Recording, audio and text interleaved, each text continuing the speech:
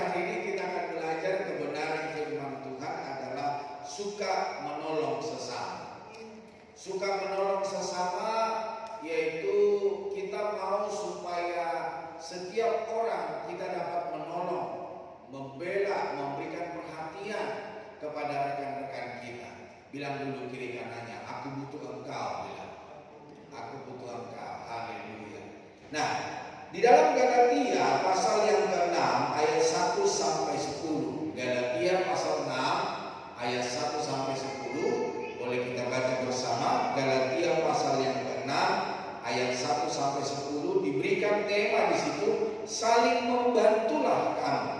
Mari kita baca bersama 2, 3. Saudara-saudara, kalaupun seorang kedapatan melakukan suatu pelanggaran, maka kamu yang rohani harus memimpin orang itu ke jalan yang benar dalam roh lemah lembut, sambil menjaga dirimu sendiri supaya kamu juga jangan kena pencobaan.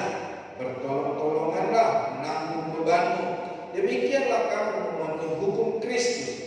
Sebab kalau seorang menyangka bahwa ia berarti, padahal ia sama sekali tidak berarti, ia menipu dirinya sendiri. Baiklah tiap-tiap orang memuji pekerjaannya sendiri, maka ia boleh berpegang melihat keadaannya sendiri dan bukan melihat keadaan orang lain. Sebab tiap-tiap orang akan memikul tanggungannya sendiri. Dan baiklah dia yang menerima pengajaran dalam firman membagi segala sesuatu yang ada padanya dengan orang yang memberikan pengajaran itu. Janganlah sesat. Allah tidak membiarkan dirinya dipermainkan, karena apa yang ditaruh orang itu juga yang akan dituainya. Sebab barang siapa menabur dalam dagingnya, ia akan menuai kebinasaan dari dagingnya. Tetapi barang siapa menabur dalam roh, ia akan menuai hidup yang kekal dari roh itu. Janganlah kita jemu-jemu berbuat baik, karena apabila sudah datang waktunya, kita akan menuai jika kita tidak menjadi lemah. Karena itu, selama masih ada kesempatan bagi kita, marilah kita berbuat baik kepada semua orang, tetapi terutama kepada kawan-kawan kita seiman. Nah, Bapak Ibu Saudara, menolong adalah membantu untuk meringankan beban penderitaan. Jadi kiranya hari ini saudara, kita dapat meringankan beban sesama kita. Kita dapat meringankan beban tetangga kita, saudara-saudara seiman kita, dari penderitaan, dari kesukaran. Dan ini bisa berupa bantuan fisik. Lewat apa? Lewat tenaga, lewat waktu, atau bahkan dukungan moral. Kata menolong juga bisa berarti menyelamatkan seseorang dari bahaya atau kesulitan. Jadi saya yakin dan percaya Bapak Ibu Saudara pernah menolong orang lain, baik waktu perekonomian mereka lemah, dalam pekerjaan mereka susah, atau dalam kerohanian mereka gundah gulana. Nah, menolong, membantu supaya dapat melakukan sesuatu, melakukan apa yang harus mereka kerjakan di dalam hidupnya. Nah, secara lebih luas, menolong mencakup berbagai tindakan, yaitu meringankan beban. Lewat hidup kita, kiranya orang lain yang mengalami beban berat, mereka mengalami sukacita.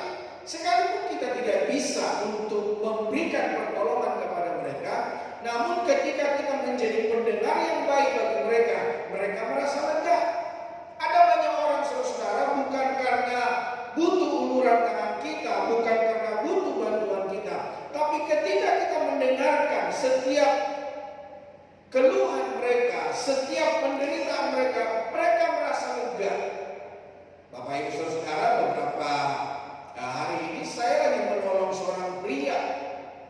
Jadi pria ini jatuh cinta kepada wanita lain, padahal dia udah punya istri, dia punya anak, saudara. Jadi Bapak Ibu Saudara, pastikan setiap kita dapat meringankan beban sesama kita, membantu mereka menyelesaikan pekerjaan atau masalah yang sedang dihadapi, membantu dalam kesusahan, memberikan dukungan saat seseorang sedang mengalami kesulitan atau musibah. Jadi kita bisa bantu lewat tenaga, kita bisa bantu lewat pemikiran, lewat waktu. Jangan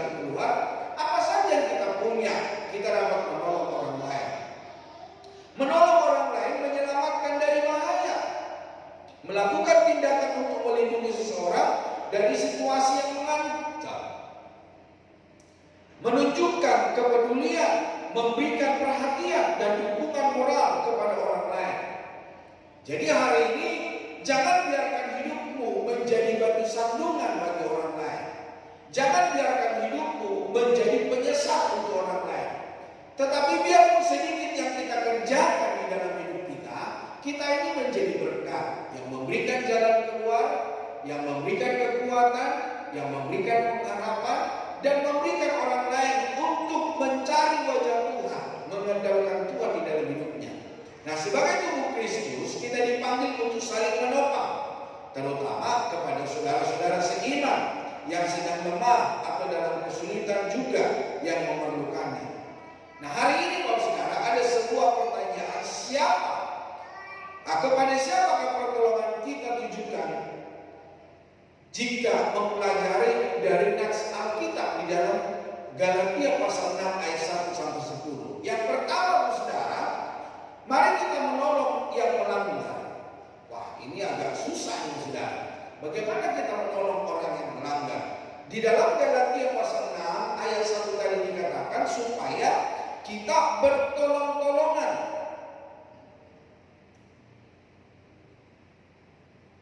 Kita memimpin orang-orang dengan lemah lembut sambil menjaga diri kita supaya kita jangan kena pencobaan.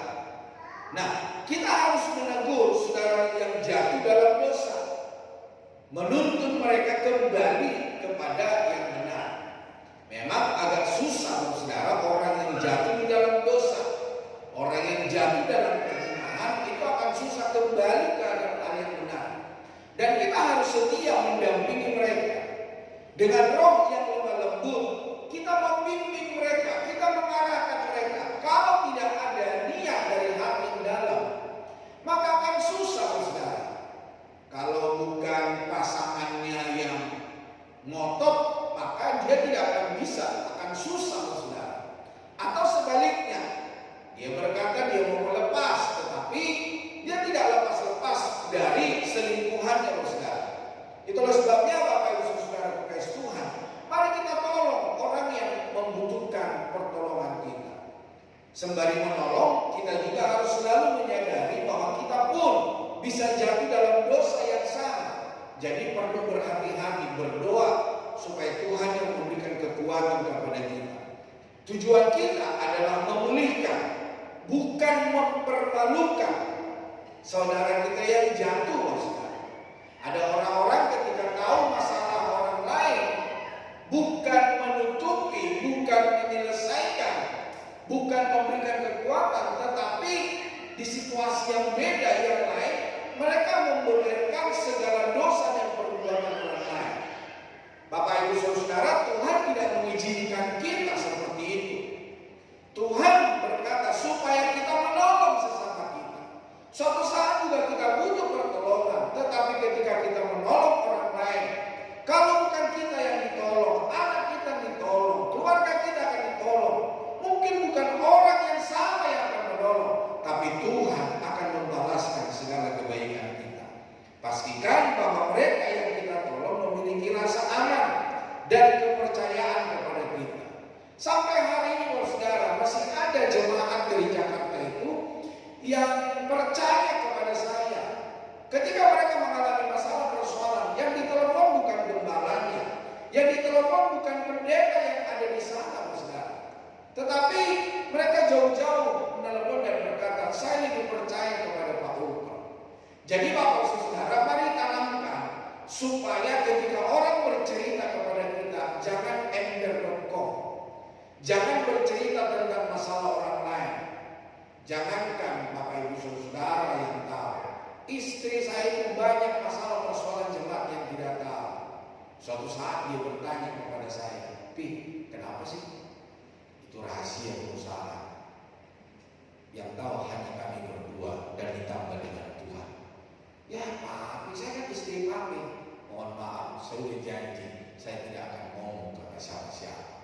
Jadi banyak ada persoalan jemaat yang istri saya tidak tahu saudara. Jadi saya harus pegang, saya harus bisa memegang persoalan orang lain saudara. Kalau tidak, kalau mulutku ini ember, bagaimana saya mau jadi hamba Tuhan?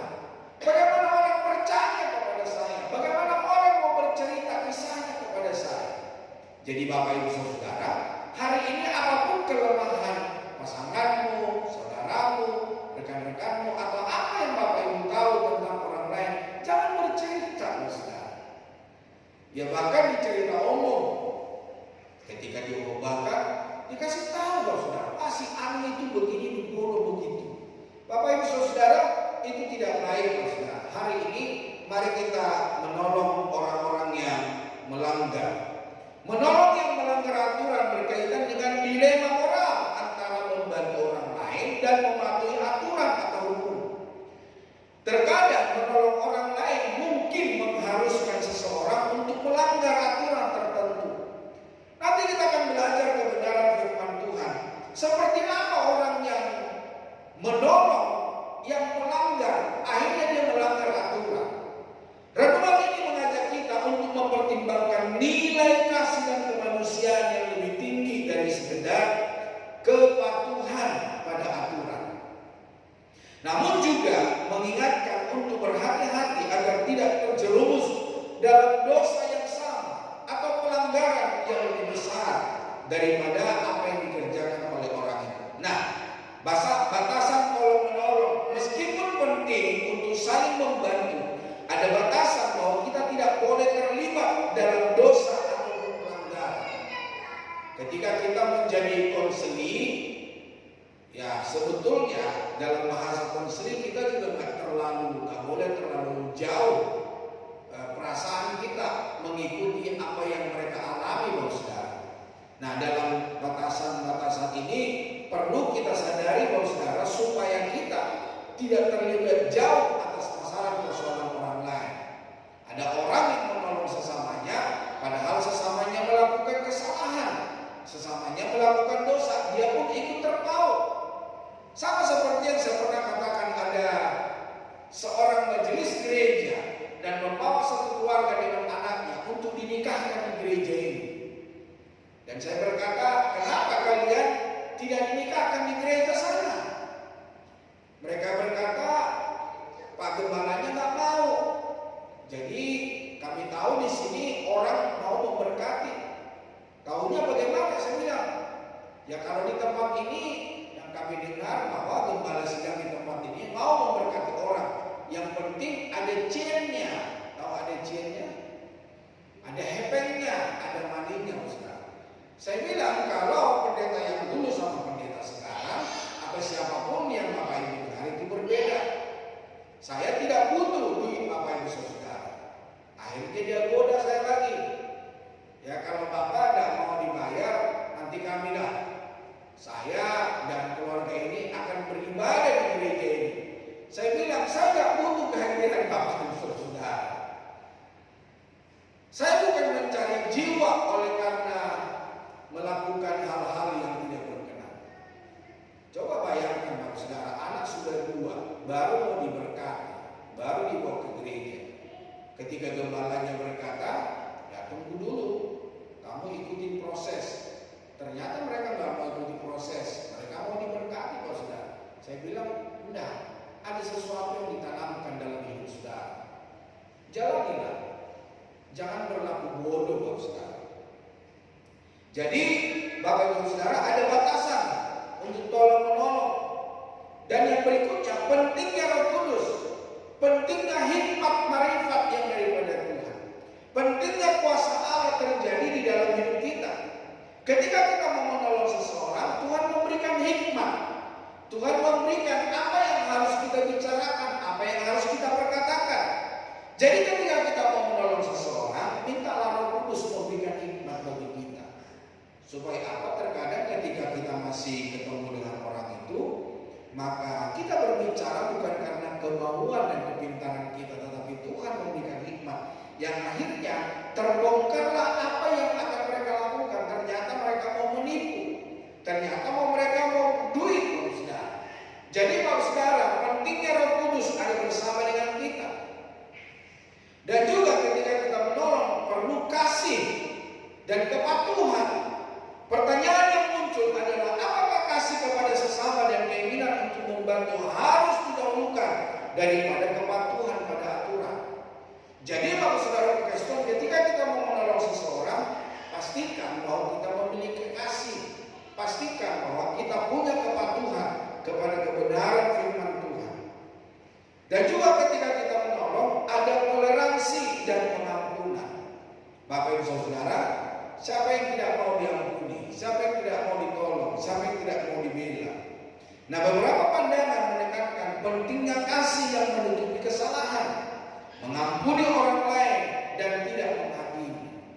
Jadi Bapak Saudara, ketika ada orang yang punya masalah dan persoalan datang kepada Bapak Saudara, jangan langsung dihakimi. Dengarkan persoalannya, dengarkan apa yang mereka katakan Bapak Saudara. Jangan ketika mereka bicara terus kita mengarahkan, kita memberikan jawaban, kita memberikan solusi Bapak Saudara. Sebetulnya tanpa kita memberikan solusi, kita hanya mendengarkan cerita mereka. Mereka sudah puas karena ada orang-orang yang tidak mau mendengarkan kisah mereka. Tapi ingat, jangan ceritakan apa yang mereka ceritakan kepada Bapak Ibu Saudara. Nah, ada dilema moral ketika kita menolong seseorang.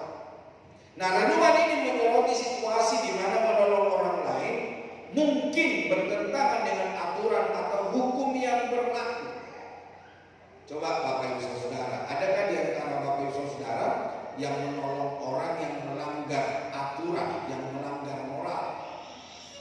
Bapak Ibu Saudara, ternyata ada di Alkitab, ada contoh bagaimana Yesus yang menolong orang lain pada hari Sabat. Nah, Yesus seringkali melanggar aturan hari Sabat untuk menyembuhkan orang sakit, menunjukkan bahwa keselamatan dan kasih kepada sesama lebih penting. Di dalam Matius 12 ayat yang pertama sampai 14, di situ dikisahkan tentang murid-murid Yesus.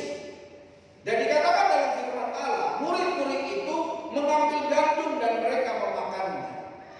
Dan ahli Taurat dan Farisi menegurnya. Kenapa anak-anakmu, kenapa murid-muridmu melakukan hal-hal yang tidak baik pada hari Sabat? Nah, terus Yesus berkata, kamu dombamu masuk jurang, apakah kamu membiarkan domba itu mati? Apakah kamu membiarkan domba itu terjatuh? Atau apa kamu menyelamatkannya? Nah, dari perumpamaan ini Yesus berkata, setiap orang yang dombanya terjatuh ke dalam lubang pasti menolong.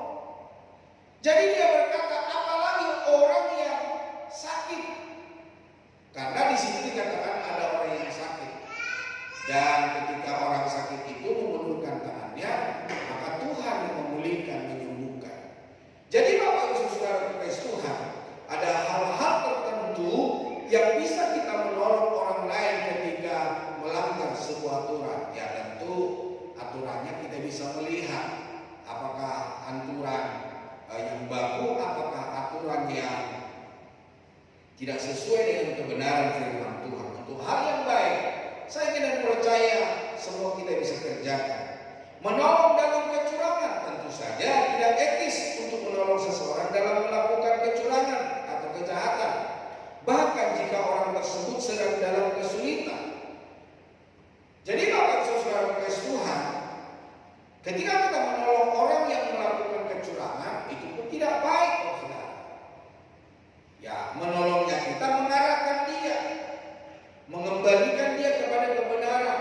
Tuhan pasti membela dia, Tuhan pasti menolong dia ketika dia kembali kepada kebenaran. Tuhan pasti turut campur tangan untuk membela dan menolong dia. Jadi kesimpulan dari apa yang saya katakan hari ini, menolong yang melanggar aturan adalah pengingat bahwa hidup ini penuh dengan pilihan moral yang kompleks. Nah, penting untuk mempertimbangkan nilai-nilai kasih, kemanusiaan, dan nilai keadilan saat membuat keputusan, namun juga untuk berhati-hati agar tidak terlibat dalam dosa atau pelanggaran. Jadi Bapak Saudara, bolehlah kita memperhatikan siapa yang kita tolong dan apa yang kita tolong dalam hidup mereka. Nah, kita dapat menghadapi pilihan untuk menolong sesama dan dinilai melanggar peraturan atau menaati peraturan dan mengabaikan penderitaan sesama. Kita butuh keberanian, saudara, untuk meneladani keputusan Yesus. Nilai kasih kepada sesama lebih tinggi dari kepatuhan pada peraturan. Jadi Bapak Saudara kekasih Tuhan, kasih adalah nomor satu. Kasih menutupi segala kekurangan. Membantu meringankan beban sesama harus dilakukan meski untuk hal itu kita dianggap tidak taat dan ikut menanggung resikonya. Nah, yang kedua Bapak Saudara, menolong yang berbeban. Jadi ketika ada orang yang berbeban berat, hendaknya kita dapat menolong mereka. Nah, tadi di dalam Galatia pasal yang pertama, di dalam ayat yang kedua itu, di situ sangat jelas dikatakan bahwa bertolong-tolonganlah menanggung beban, demikianlah kamu memenuhi hukum Kristus. Jadi Bapak Saudara kekasih Tuhan, kita orang percaya. Firman Tuhan berkata hendaknya kita bertolong-tolongan. Tapi zaman sekarang itu sangat susah saya lihat. Ya mungkin juga orang lain tidak bisa menolong, orang lain tidak mau menolong oleh karena banyak kejadian. Ada orang yang menipu ternyata, ada banyak orang yang mencari keuntungan. Yang akhirnya ketika ada orang lain yang mau ditolong, maka dia berpikir, ini sama saja dengan si anu. Jadi Bapak Ibu Saudara, kita dipanggil menjadi sahabat bagi mereka yang sedang berada di dalam tekanan ini. Bilang dulu kiri kanannya, aku butuh kamu. Bilang dulu sekali lagi, aku butuh kamu. Tolongin saya ya. Bapak Ibu Saudara, menolong orang yang berbeban berat adalah tentang mengandalkan Tuhan dan saling menolong dalam kasih. Jadi Bapak Ibu Saudara, bagaimana kita dapat menolong orang lain? Andalkanlah Tuhan. Mintalah kasih Kristus melimpah di dalam hidup kita. Sebagaimana Kristus telah mengasihimu dari segala kekurangan, dari segala kelemahan, dari segala perbuatan dosa kita, sehingga kita menerima pengampunan daripada Tuhan. Yesus Kristus menawarkan kelegaan bagi mereka yang lelah dan berbeban berat, dan orang percaya dipanggil untuk menanggung beban satu sama lain, yaitu meneladani kasih Kristus. Nah, poin-poin yang penting harus kita pelajari saat sore hari ini. Yesus menawarkan kelegaan di dalam Injil Matius pasal 11 ayat 28 dikatakan apa? Marilah kepadaku, hai kamu yang letih lesu dan beban berat, aku akan memberikan kelegaan kepadamu. Jadi ketika ada orang yang lemah, ada orang yang butuh pertolongan Tuhan, Tuhan berkata, mari datang kepadaku. Jadi Bapak Ibu Saudara, yang pertama yang kita harus kerjakan di dalam hidup ini supaya orang-orang yang punya masalah persoalan kita bawa kepada Yesus. Yang kedua, saling menanggung beban. Orang Kristen dipanggil untuk menanggung beban sesama, menunjukkan kasih dan kepedulian serta memenuhi hukum Kristus. Ya, seperti ayat yang kedua tadi, bertolong-tolonganlah, saling membantulah, saling memperhatikan, baik lewat waktu, tenaga, pikiran, kepintaran, kemampuan kita untuk dapat menolong orang lain. Belajar dari Yesus. Untuk menolong orang lain, kita belajar dari Yesus. Penting untuk datang kepada Yesus, belajar darinya, dan menerima kekuatannya untuk menghadapi beban kita. Jadi Bapak Saudara, pastikan setiap kita belajar firman Tuhan, sehingga ketika ada orang yang memiliki masalah dan persoalan, kita adalah jawabannya. Lewat apa? Lewat firman Tuhan yang Tuhan berikan bagi kita. Memikul kuk yang benar ketika kita menolong orang lain, kita pun dapat berkata supaya kita dapat memikul kuk. Ada orang yang punya masalah, ada orang yang punya persoalan, ternyata itu Tuhan izinkan untuk apa? Mengarahkan orang itu bersandar kepada Tuhan. Ya, seperti apa yang saya pernah katakan, ketika Tuhan memberikan sakit kepada saya, ternyata Tuhan mau mengarahkan saya supaya saya bersandar kepada Dia, supaya saya berharap kepada Dia, supaya saya mengenal Dia, supaya saya dapat berkata Allah yang kusembah adalah Allah penyembuh. Jadi Bapak Saudara, ketika Bapak Ibu punya masalah dan persoalan, terkadang Tuhan mengizinkannya supaya Bapak Ibu bersandar kepada Tuhan, mengandalkan Tuhan. Dan supaya Bapak Ibu berkata, oh, di dalam Yesus Kristus ada jalan keluar. Di dalam Yesus Kristus ada pertolongan. Jadi segala sesuatu yang terjadi dalam hidup kita, ada rencana Tuhan terjadi, Bapak Saudara. Nah, memikul kuk yang benar, kuk yang ditawarkan Yesus adalah kuk yang enak dan beban yang ringan. Karena ia lemah lembut dan rendah hati. Di dalam Injil Matius 11 ayat 9 sampai 30. Pikullah kuk, dan kuk milikku, punyaku itu adalah ringan. Bebanku ringan. Jadi Bapak Saudara, ketika Tuhan mengizinkan segala masalah dan persoalan dalam hidup kita, firman Tuhan berkata itu tidak sebanding dengan kemuliaan yang Tuhan sudah siapkan bagi kita. Jadi ketika masalah persoalan terjadi, Bapak Saudara, Tuhan bukannya jahat terhadap kita. Amin, Bapak Saudara. Tuhan lagi mengarahkan kita untuk hidup benar. Tuhan lagi mengarahkan kita untuk mengandalkan Tuhan. Tuhan tidak jahat kepada Bapak Saudara.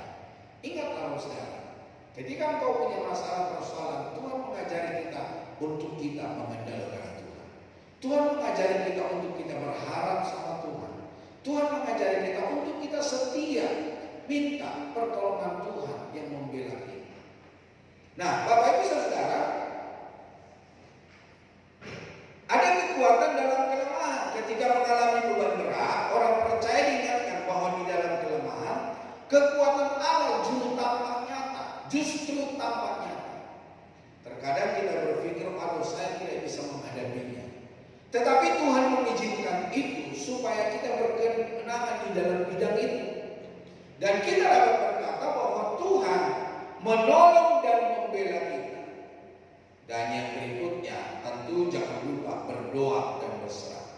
Menyerahkan beban hidup kepada Tuhan dan percaya kepada kuasa-Nya untuk memberikan kekuatan dan pemulihan adalah kunci, Bapak Saudara. Berdoa dan berserah kepada Tuhan, ada jawaban Tuhan, iya. Tuhan jawab setiap doa dan permasalahan kita. Tetapi ada juga jawaban Tuhan, tunggu dulu. Tapi ada juga jawaban Tuhan, tidak sama sekali. Karena apa? Yang menjadi doa, permohonan kita kepada Tuhan ternyata itu tidak baik untuk kita.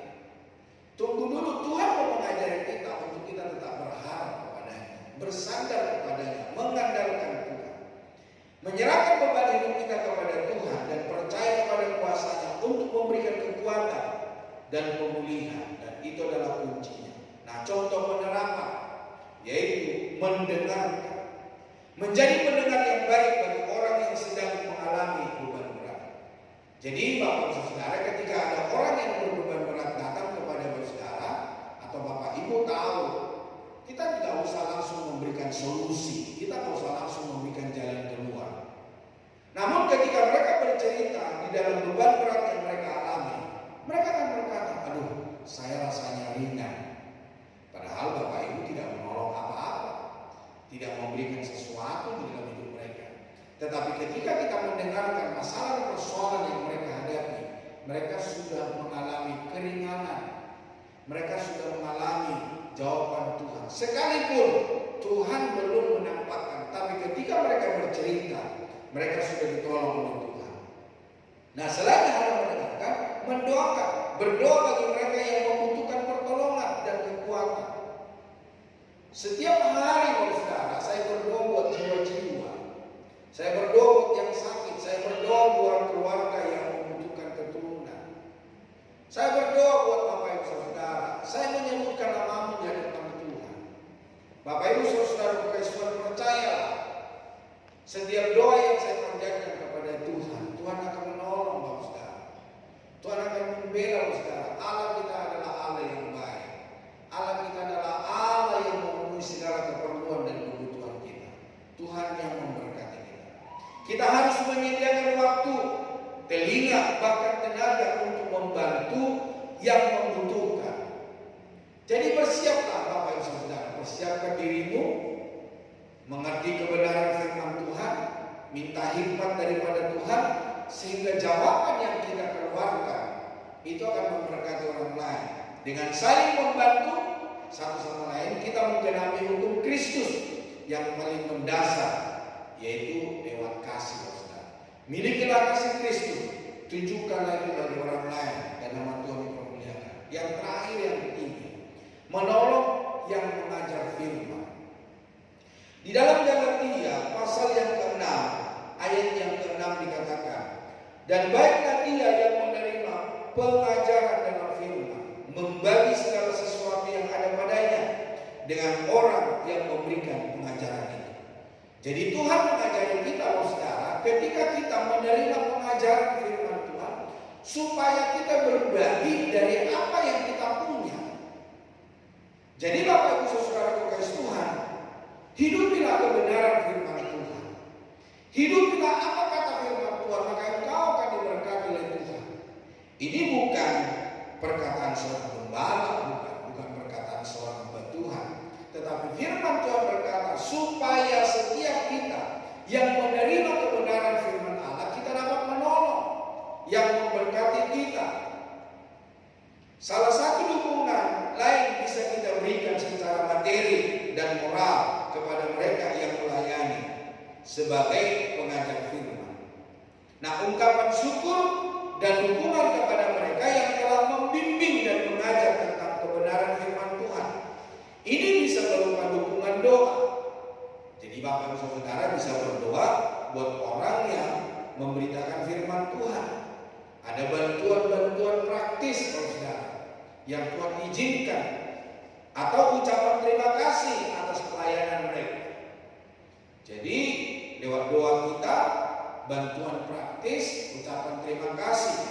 Nah, tindakan nyata lewat doa, berdoa untuk para pengajar firman, agar mereka diberi kekuatan, hikmat, dan kesehatan dalam menjalankan tugas mereka. Seberapa banyak hamba Tuhan yang pernah mengajari Bapak Ibu Saudara firman Tuhan? Adakah Bapak Ibu berdoa buat mereka? Apakah Bapak Ibu berdoa buat gembala sidang Bapak Ibu Saudara? Apakah Bapak Ibu memperhatikan mereka? Hari ini Tuhan mengajari kita supaya kita berdoa. Nah, bantuan praktis membantu meringankan beban mereka, baik dalam hal waktu, tenaga, atau sumber daya, sehingga mereka dapat fokus pada pelayanan mereka. Bapak Ibu Saudara, saya di gereja ini tidak one man show. Saya di gereja ini bukan hamba Tuhan yang bekerja sendiri. Tapi setiap Bapak Ibu Saudara ada orang-orang yang memegang bagian.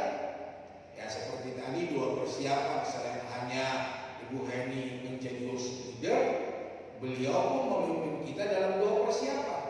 Bisakah saya kerjakan? Bisa, saudara. Tetapi saya bukan seorang pemimpin yang memonopoli pelayanan. Saya memberikan kesempatan menyalurkan kepada orang lain. Ada bagian musik, ada ketua musik yang mengarahkan, yang menjadwal, mengayomi orang-orang musik. Ada juga ketua penari, ada juga pengurus singers, ada bagian ibadah, ada koordinator ibadah, saudara. Ada apa lagi? Ada koordinator sekolah minggu, ada koordinator youth, ada bagian multimedia. Saya lagi mencari soundman, saudara. Dan soundman itu tidak gampang.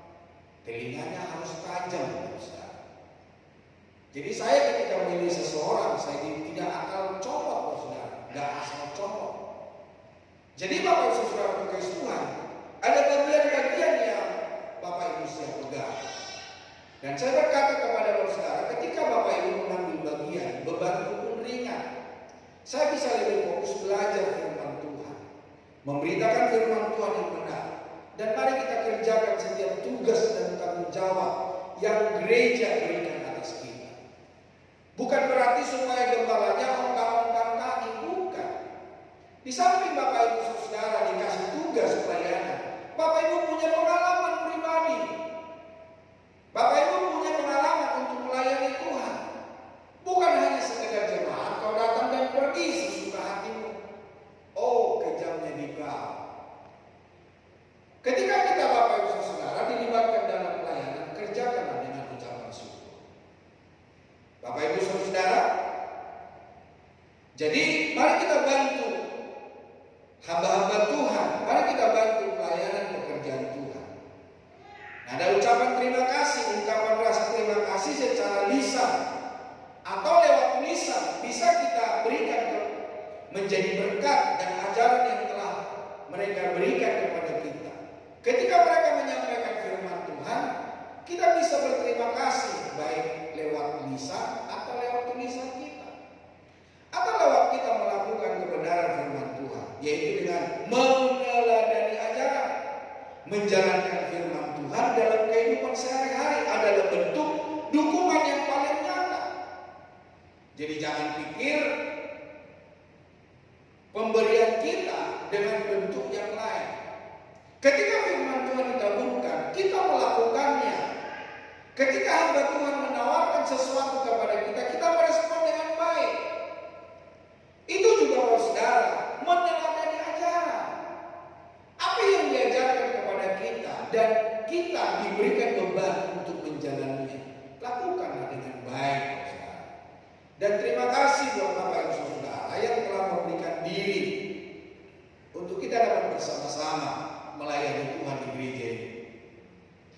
Apapun tanggung jawabmu, apapun bidang yang Tuhan berikan di dalam hidupmu, kerjakanlah dengan baik, saudara. Karena setiap kita akan menerima mahkota, akan menerima apa yang Tuhan telah percayakan. Kita akan menerima janji Tuhan. Jadi bukan hanya seorang pemimpin dalam gereja akan mengalami berkat Tuhan. Di dalam Ibrani 13 ayat 16 berkata, dan janganlah kamu lupa berbuat baik dan memberi bantuan, sebab korban-korban yang demikianlah yang berkenan kepada Allah. Jadi bantuan yang kita berikan itu sungguh berkenan kepada Tuhan. Jadi tolonglah, bantulah pelayanan pekerjaan Tuhan, bantulah orang-orang yang membutuhkan pertolongan Bapak Saudara. Musik boleh maju ke depan. Bantulah dalam kekurangan orang-orang kudus. Jadi Bapak Saudara Kristus, siapapun kita hari ini, kita dapat membantu orang-orang kudus. Dan usahakanlah dirimu untuk selalu memberikan tumpangan. Nah, saya masih banyak melihat anak-anak Tuhan tidak pernah membantu orang lain, saudara. Hari ini mari kita saling membantu, saudara. Orang-orang yang dipilih oleh Tuhan perlu uluran tangan kita. Kita juga perlu menggenapi kebenaran firman Tuhan, memberikan tumpangan, menawarkan tempat tidur, atau menawarkan apa saja yang kita bisa bantu untuk orang lain. Jadi Bapak Saudara, siapapun kita pasti mampu untuk melakukan satu hal bagian yang Tuhan percayakan di dalam hidup kita. Jadi Bapak Ibu Saudara, bantulah dalam kekurangan. Penting menolong pengajar firman. Mereka adalah saluran berkat bagi orang lain. Selain hanya mereka saluran berkat, melalui mereka firman Tuhan sampai kepada banyak orang. Dengan menolong mereka, kita turut ambil bagian dalam pekerjaan Tuhan. Nah, ini adalah wujud kasih dan penghargaan atas pelayanan mereka.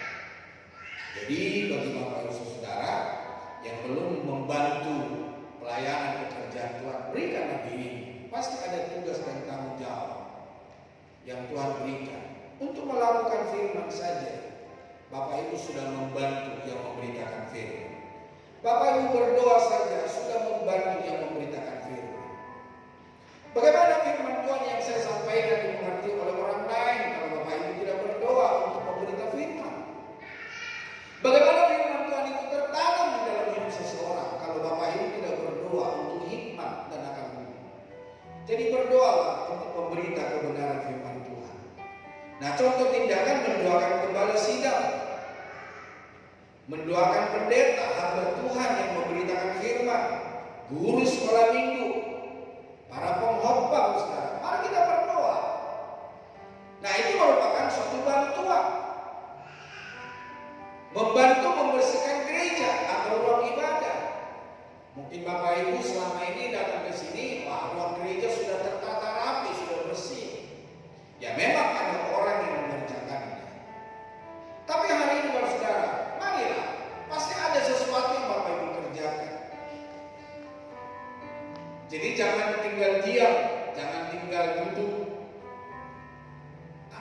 hati, saudara. Mari hari ini kita melihat apakah yang kurang di dalam pelayanan pekerjaan Tuhan. Ya kalau Bapak Ibu tidak bisa waktu, bisa tenaga, Bapak Ibu tidak ada tenaga, bisa keuangan, saudara. Banyak hal yang bisa kita kerjakan di dalam hidup kita. Atau kita bergotong royong, saudara. Mungkin ada hal yang bisa kita kerjakan. Ngalap alat musik lah. Ya alat musik juga bersih, saudara. Tapi jangan kita biarkan ada Pak Agus yang membersihkannya. Setiap kita semua bertanggung jawab untuk pekerjaan Tuhan. Amin, saudara. Kok ada yang amin ya? Mari, saudara. Karena segala sesuatu yang kita kerjakan di dalam Tuhan, itu pun Tuhan perhitungkan. Bapak Ibu Saudara kasih Tuhan, menawarkan makanan atau minuman kepada mereka setelah ibadah.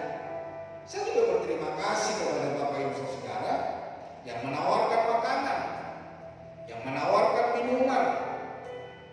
Ada banyak orang-orang di gereja ini yang mengasihi saya, mengasihi keluarga saya di tempat ini, yang membuat saya jadi kerasan di gereja ini. Sekalipun mungkin secara jasmani tidak nyaman, saudara. Oleh karena ada banyak hal, tetapi oleh karena perhatian Bapak Saudara, maka kami diberikan kemampuan untuk kami dapat kuat di dalam Kristus, melayani Tuhan dengan baik.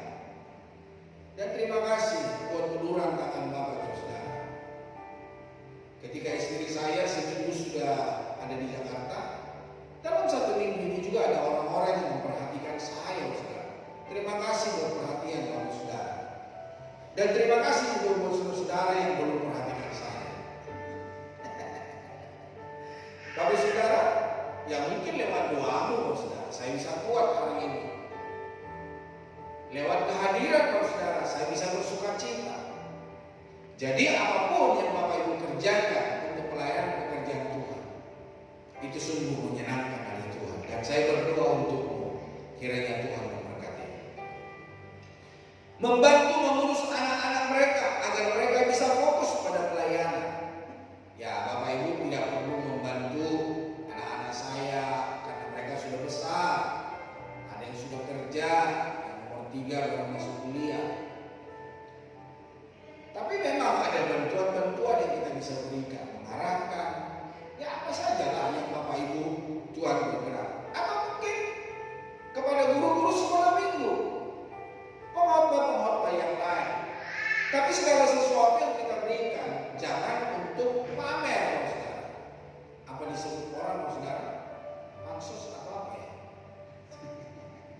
Mari kita berikan dengan penuh sukacita. Firman Allah berkata, kalau tangan kananmu memberikan sesuatu, biarlah tangan kirimu tidak tahu. Yang artinya orang lain tidak perlu tahu.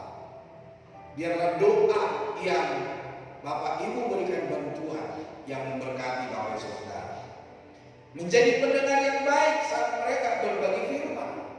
Ada orang-orang ketika firman Tuhan dibacakan, mereka bersosial media, mereka berhubungan dengan orang lain di luar sana.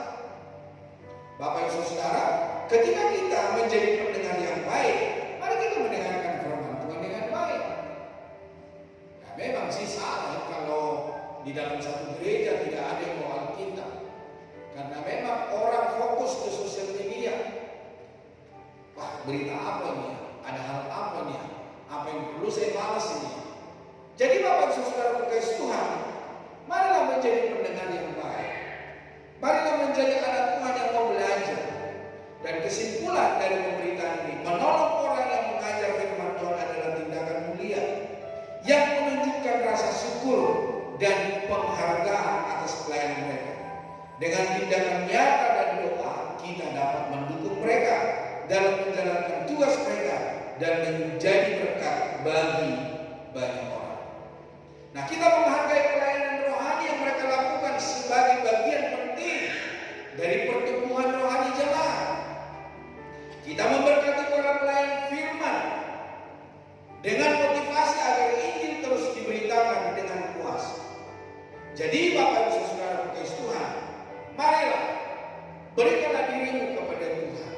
Apapun yang Tuhan percayakan di dalam hidupmu, Jadikan hidupmu menjadi berkat.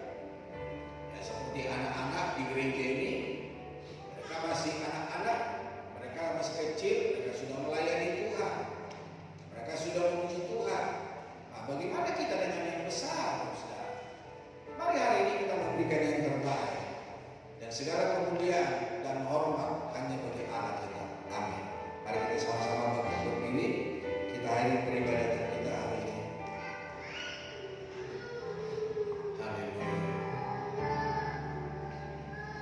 Segala pujian dan hormat kami berikan kepada-Mu Tuhan. Kiranya Tuhan yang menolong kami, kiranya Tuhan yang memberikan kemampuan bagi kami untuk dapat menolong orang lain.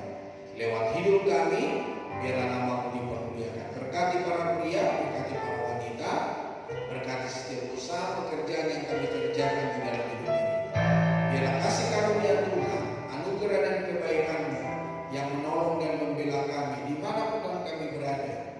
Biarlah Tuhan campur tangan, memberkati para pria, memberkati para wanita, memberkati orang-orang muda, memberkati anak-anak kami yang bekerja, yang kuliah, yang belajar di sekolah. Biarlah Tuhan campur tangan, biarlah anak-anak-Mu yang berhasil, anak-anak-Mu yang diberkati oleh Tuhan, anak-anak-Mu yang ditolong oleh Tuhan, yang dibela oleh Tuhan. Terima kasih Tuhan, berkati bangsa negara kami, berkati yang sakit dalam nama Tuhan Yesus, jadilah sehat, jadilah sembuh, jadilah pulih. Mereka yang bergumul untuk keturunan, Tuhan tolong dan Tuhan berkati dan Tuhan bela mereka ya Tuhan. Terima kasih Bapak, anak-anak kami, keluarga kami yang di luar kota, di luar pulau, dimanapun Tuhan mereka berada, Tuhan tolong dan berbela. Pekerjaan kami untuk besok sampai minggu depan, Tuhan Engkau tetap bersama dengan kami. Segala kemuliaan dan hormat hanya bagi Tuhan. Sebentar kami akan memberikan persembahan. Terimalah persembahan kami menjadi duka yang harum di hadapan-Mu Tuhan. Apapun Tuhan yang kami berikan mendukung pekerjaan Tuhan di tempat ini, Tuhan yang memberikan keberhasilan. Segala kemuliaan hormat hanya bagi Tuhan dalam nama Yesus Kristus. Haleluya. Amin. Silakan duduk Bapak Saudara. Kita akan memberikan persembahan dan multimedia akan ditayangkan.